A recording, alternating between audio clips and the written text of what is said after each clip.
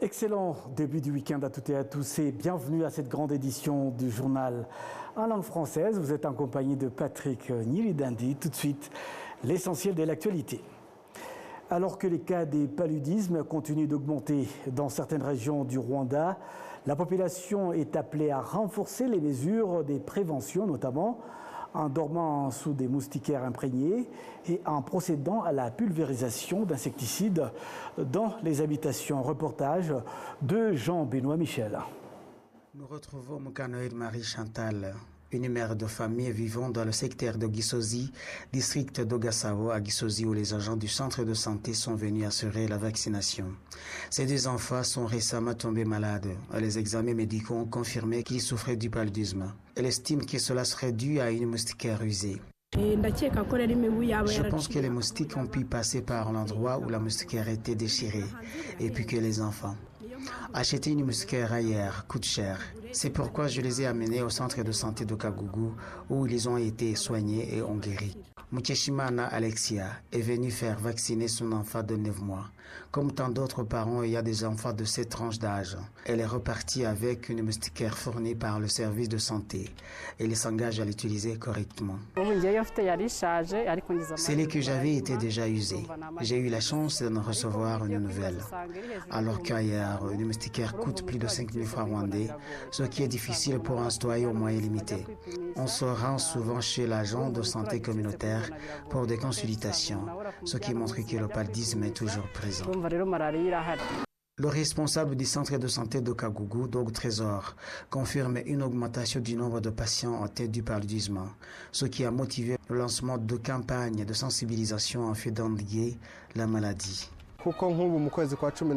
Rien qu'au mois de décembre, nous avons enregistré 775 cas de paludisme, alors que les chiffres avaient fortement baissé auparavant. Nous avons mis en place un programme quotidien de sensibilisation matinale sur les différentes maladies de le paludisme, ainsi que sur d'autres programmes gouvernementaux. Le chargé de la prévention et de la lutte contre le paludisme au sein du Centre biomédical du Rwanda, RBC, Havanayokize Parfodite, appelle à l'implication de tous les acteurs, tout en rappelant que la prévention commence au niveau individuel. Les chiffres pour l'année 2026 sont globalement en baisse. Même si certaines régions enregistrent encore une hausse, les premiers partenaires sont les autorités locales et les différents ministères. Dans les mois à venir, notamment en février et mars, nous procéderons à la distribution de moustiquaires aux bénéficiaires éligibles. Par ailleurs, dans certaines zones, nous effectuerons la pulvérisation de l'insecticide. Et là où cette opération sera menée.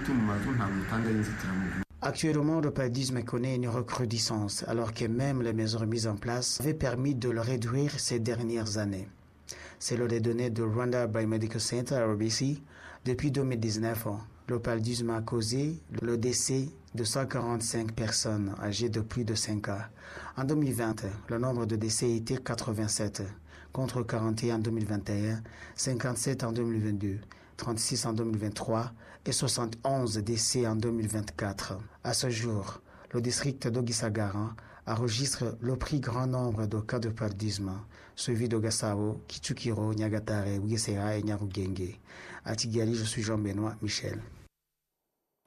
Des jeunes engagés dans l'agriculture moderne démontrent que l'utilisation des technologies et des connaissances modernes joue un rôle majeur dans l'augmentation de la production et la création d'emplois, favorisant leur développement. Suivez ce reportage. Bisenge Micho Mariette, l'une des jeunes qui pratique l'agriculture moderne et cultive divers fruits sous serre. Il explique l'importance des méthodes modernes en agriculture et les développements qui lui ont apporté. Je commence avec une petite surface dans cette serre et ceux qui ont un standard acceptable ont 180. Je commence avec la plantation des tomates, poivrons et concombres. Après 3 ans, c'est-à-dire en 2026, j'ai 3 serres en ma possession. Et chaque serre a 500 mètres carrés. L'avantage de la culture en serre, c'est que le risque des maladies est très limité pour les différentes cultures. Et puis, il est facile d'arroser sans attendre la pluie salvatrice. Jean-Baptiste Agenimana partage cet avis et pense également que l'agriculture professionnelle contribue au développement grâce au rendement qu'elle assure. La jeunesse a un rôle important à jouer dans le développement de l'agriculture et fournir le marché des denrées alimentaires, et nous faisons en sorte que cette production soit présente dans le marché. Ces jeunes encouragent leurs pairs à se lancer dans l'agriculture car c'est un secteur offrant de nombreuses opportunités de développement personnel. Dans le secteur agricole, il y a beaucoup d'opportunités, mais aussi des défis, aussi bien dans le secteur primaire que dans le processus de développement de l'élevage. Mais il y a de nombreuses opportunités. Le président du Forum des jeunes pour l'agriculture et l'élevage déclare qu'en collaboration avec diverses institutions, il travaille avec des jeunes pour les aider à développer leurs compétences en agriculture professionnelle. L'une de nos priorités et notre mission est le renforcement des capacités des jeunes. Nous avons différents partenaires, notamment AGRA, qui soutient le développement des serres. Le Minagri offre aussi des subventions, ce qui permet le développement des serres. Avec ces différents partenaires, nous offrons des formations pour développer la serre dans le pays. Nous avons aussi des agents qui font le suivi de ces différents projets du jour au jour. Nous leur formons pour que leur serre puisse être productive. Actuellement, 105 jeunes pratiquent l'agriculture moderne dans tous les pays. Le Forum des jeunes pour l'agriculture et l'élevage indique qu'il poursuit son travail auprès des jeunes en leur proposant des formations visant à accroître le nombre de jeunes engagés dans l'agriculture moderne. Restons dans le domaine agricole pour signaler que les agriculteurs des zones de stockage alimentaire affirment que la production de ces zones laisse espérer la réalisation du plan national visant à accroître la production agricole de 6% par an. Le ministère de l'Agriculture et des Ressources animales indique que ces zones de stockage agricole vont être renforcées, la production prévue ayant augmenté de 10%. Dans les zones de stockage alimentaire privées où l'on cultive du riz, les agriculteurs sont en pleine récolte. Pour d'autres cultures comme le haricot et les pommes de terre, la récolte est déjà terminée, laissant place au maïs, au blé et autres cultures sélectionnées. Les agriculteurs de ces zones de stockage privées indiquent que la production témoigne d'une possible autosuffisance alimentaire et d'un approvisionnement suffisant du marché. Nous avons 20 hectares et chaque hectare peut produire entre 5 et 6 tonnes, alors qu'avant, la même surface pouvait produire seulement 1 tonne à cause de nombreux facteurs, notamment des inondations. Mais depuis que des canalisations ont été construites et que des intrants nous ont été octroyés, les résultats sont significatifs. Ces zones de stockage alimentaire sont des terres agricoles où sont plantées des cultures sélectionnées. Les agriculteurs reçoivent tous les intrants nécessaires et des gestionnaires agricoles les aident à suivre quotidiennement la croissance des cultures. La secrétaire d'État au ministère de l'Agriculture et des Ressources animales, Dr Uitouze Solange, explique que ces aires de stockage alimentaire ont été mises en place à titre expérimental durant la saison agricole qui vient de s'achever afin de préparer le terrain pour la saison prochaine. Nous avons soutenu plus intensément les agriculteurs avec l'octroi des fertilisants et intrants agricoles. Aujourd'hui, nous avons des agronomes spécialisés qui font les suivis et nous recherchons des marchés pour la production. Ceci était les stades d'essai, mais lors de la phase B, nous verrons les résultats plus concluants. Le ministère de l'Agriculture et des Ressources animales indique que le pays compte 13 379 aires de stockage alimentaire, couvrant une superficie de 495 155 hectares. Les agriculteurs y cultivent et développent leur production. La deuxième phase de la stratégie nationale pour un développement accéléré du gouvernement prévoit une augmentation de 50% de la production agricole d'ici à 2029, soit un taux de croissance annuel de 6%. Certains Rwandais ont commencé à tirer profit de la technologie de l'intelligence artificielle et affirment qu'elle les a aidés à améliorer la qualité de leur travail tout en accélérant le service. Désormais, tous les agents de l'État sont également appelés à se former à cette technologie. Reportage de Jean-Benoît Michel.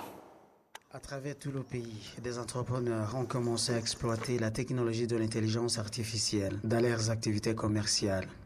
Niyonsenga Robert est l'un de ceux qui ont déjà adopté cette technologie.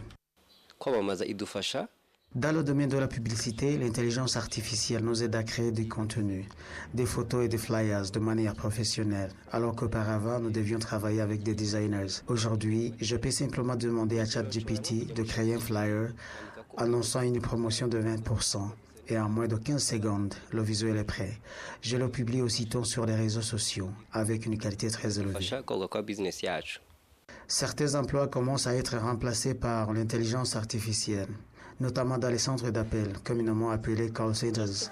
Mabuka Karl utilise une technologie qui accomplit ce travail. Il explique les avantages de son utilisation.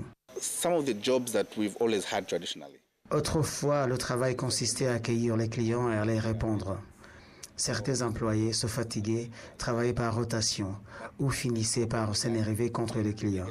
Avec l'intelligence artificielle, on lui indique ce qu'elle doit dire. On y intègre toutes les informations de l'entreprise. Lorsqu'un client a un problème, elle l'aide. Elle fonctionne 24 heures par 24 heures, ne dort pas, ne demande pas de congé et ne nécessite pas d'augmentation de salaire. L'intelligence artificielle est aujourd'hui utilisée dans plusieurs secteurs, notamment la santé et l'éducation. Elle joue également un rôle très important dans l'assistance aux personnes vivant avec un handicap visuel. Ces dernières l'utilisent pour distinguer les cartes qu'elles possèdent et identifier les billets de banque. J'ouvre l'application, j'active la caméra et le maudit immédiatement. Ceci est un billet de 1000 francs rwandais. J'ai plusieurs cartes que je ne peux pas reconnaître, mais grâce à l'intelligence artificielle, il suffit de les scanner pour qu'elle les distingue et me dise à qui elles appartiennent. Le Rwanda a franchi une étape importante dans la promotion des technologies, en particulier de l'intelligence artificielle, sur le continent africain, après avoir conclu un partenariat avec les Émirats arabes unis. Cette coopération vise à promouvoir une utilisation responsable de l'intelligence artificielle, surtout dans les pays en voie de développement. À ce jour, tous les agents de l'État à travers le pays ont reçu un délai fixé au 15 de ce mois pour avoir suivi les formations liées à l'intelligence artificielle et obtenu leur certificat via les plateformes numériques de taux apprentissage. La ministre de la Fonction publique et du Travail, l'ambassadrice Christine Murikinga, indique que ces formations d'intelligence artificielle destinées à tous les fonctionnaires de l'État visent à leur fournir des connaissances de base en fait d'améliorer les productivités. C'est pourquoi je suis ravi de partager ces formations en intelligence artificielle destinées aux fonctionnaires d'État. L'essentiel est que ces formations insistent fortement sur les principes éthiques et de la responsabilité. L'objectif est de mettre en place une base commune afin que chaque dirigeant comprenne l'utilisation de l'intelligence artificielle de manière coordonnée et responsable. En avril 2023, le Conseil des ministres a adopté la politique nationale de l'intelligence artificielle, plaçant ainsi le Rwanda parmi les 16 pays africains disposant d'un tel cadre stratégique. La stratégie du gouvernement rwandais en matière d'intelligence artificielle comprend notamment la mise en place des infrastructures adéquates pour faciliter son utilisation, l'élaboration de mécanismes visant à prévenir les risques liés à un usage abusif, ainsi que l'intégration des données en langue Kinyarwanda dans les systèmes d'intelligence artificielle de manière structurée et efficace. À Kigali, je suis Jean-Benoît Michel. Restons dans le domaine des technologies nouvelles. Les entrepreneurs exportateurs de services technologiques vers le marché africain affirment que la solide réputation internationale du Rwanda facilite leurs investissements et leurs opérations à l'étranger. Ils sont convaincus que les services technologiques contribueront à accroître le volume des exportations rwandaises vers les marchés internationaux. Dans le cadre de la deuxième phase de la stratégie nationale des transformations NCT2 en langue anglaise, le Rwanda ambitionne de doubler ses recettes d'exportation de services technologiques pour atteindre 7,3 milliards de dollars américains d'ici à 2029 contre 3,5 milliards en 2023. L'entrepreneur Mugabo Nake Olivier, fondateur de la société des technologies financières Eddy Finance, a indiqué qu'après avoir débuté ses activités au Rwanda il y a 20 ans, son entreprise a étendu ses coopérations à 7 pays. De son côté, le jeune entrepreneur Kripin Kaisile, fondateur de Kaiko, une société de services technologiques, prévoit également une expansion sur le marché régional d'ici à 2026. Selon Aimable Kimenyi, deuxième vice-président de la Fédération du secteur privé, le Rwanda s'appuie sur sa solide réputation internationale qui lui vaut la confiance et un accueil chaleureux à l'étranger. Par exemple, les projets fiscaux sur lesquels nous travaillons ont déjà été déployés dans plus de 5 pays. On ne nous confie pas de dossiers sensibles impliquant des secrets d'État, à moins de bénéficier du même niveau de confiance que le Rwanda. Notre travail contribue à la paix dans le monde et a permis de faire percevoir le Rwanda comme un pays exigeant. La confiance dans les produits rwandais s'en trouve renforcée. Cette solide réputation est donc un atout précieux, car elle nous ouvre les portes des marchés africains. Sans cette réputation, il nous serait impossible d'atteindre ce marché, qui requiert un haut niveau de confiance. Le président de la République, Paul Kagame, a récemment déclaré que le Rwanda avait fait du développement d'une économie fondée sur la technologie une priorité. Rwanda believes deeply in the power of technology to connect people. Le Rwanda croit au potentiel de nouvelles technologies pour mettre en relation les personnes et produire des changements significatifs. Nous intégrons l'intelligence artificielle dans notre planification, en donnant la priorité à la recherche et au développement du capital humain pour stimuler la productivité et améliorer la prestation des services publics. Bien que les défis auxquels l'Afrique est confrontée soient importants, ils offrent également un grand potentiel de croissance si nous collaborons. Le gouvernement, le secteur privé et autres partenaires devraient harmoniser les politiques et créer le bon environnement pour l'innovation. Cela permettra à nos systèmes de données et des paiements de circuler en toute sécurité à travers les frontières et de connecter nos économies. Les services technologiques exportés vers les marchés internationaux devraient contribuer à réduire l'écart entre le volume relativement faible des exportations de biens et services et le volume beaucoup plus élevé des importations. C'est donc avec cet élément que nous allons boucler complètement cette grande édition du journal à langue française.